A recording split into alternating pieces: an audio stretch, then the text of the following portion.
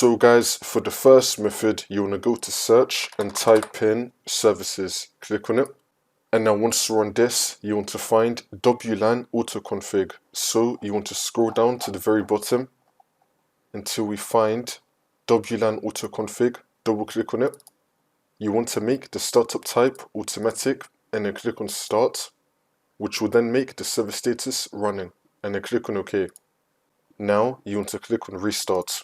You want to restart the WLAN autoconfig service. See if that works. For the next method, you want to go to search and type in view network connections. Click on it. And now once you're on this, you want to make sure that your network adapter is enabled. If it says disabled on it, then you want to right click on it and then click on enable. Make sure that your network adapter is enabled. For the last method, you want to go to search and type in network reset. Click on it. And now once you're on this, you want to click on reset now and then click on yes. It's going to restart your computer in 5 minutes, or you could just do it yourself right now.